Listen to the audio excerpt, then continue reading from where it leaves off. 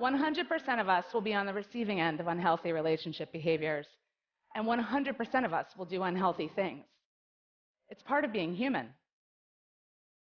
In its worst form, the harm we inflict on loved ones shows up as abuse and violence. And relationship abuse is something that 1 in 3 women and 1 in 4 men will experience in their lifetime. Now, if you're like most people, when you hear those stats, you'll go, oh, no, that would never happen to me.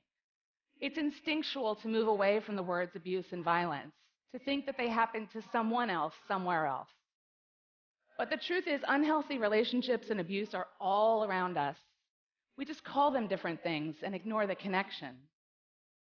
Abuse sneaks up on us disguised in unhealthy love.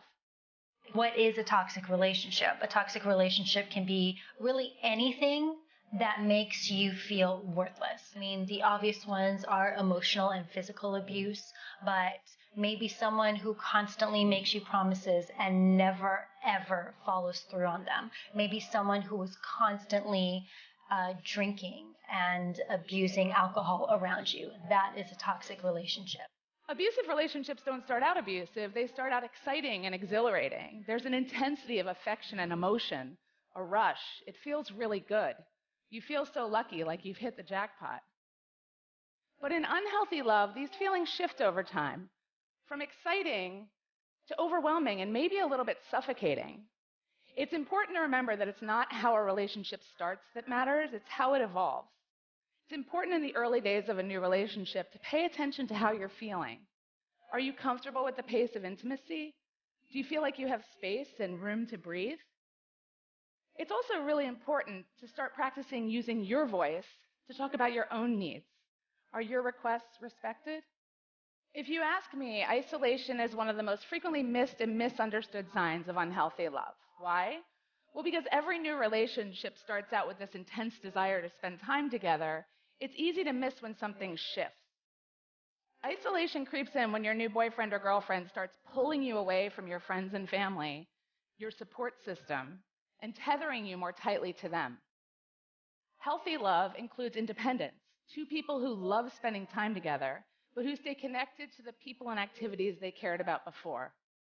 For too long, we've treated relationships as a soft topic, when relationship skills are one of the most important and hard to build things in life. Not only can understanding unhealthy signs help you avoid the rabbit hole that leads to unhealthy love, but understanding and practicing the art of being healthy can improve nearly every aspect of your life. I'm completely convinced that while love is an instinct and an emotion, the ability to love better is a skill we can all build and improve on over time.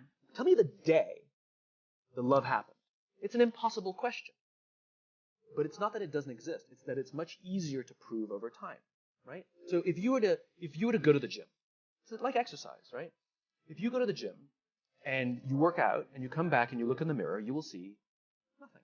So clearly there's no results, can't be measured, it must not be effective.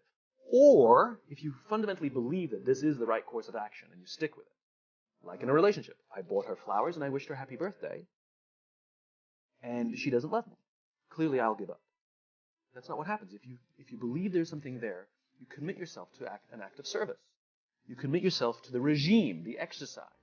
You can screw it up. It's not about the events. It's not about intensity. It's about consistency. Moving on from a broken relationship is really difficult no matter what the circumstances. I mean, it could have been an amicable split. You guys can still be good friends. And even that makes it tough to move on from the relationship. But I feel like when someone's trying to move on from a toxic relationship, there is a sense of manipulation there from the other side that makes it feel like it is impossible to move on. When someone you love really deeply mistreats you, it's kind of this thing of like you're grabbing on to jello. There are hundreds of thousands, if not millions of people who stick with people who treat them badly. That doesn't make you dumb. It is kind of human nature. But you want to know the good news? You are not alone.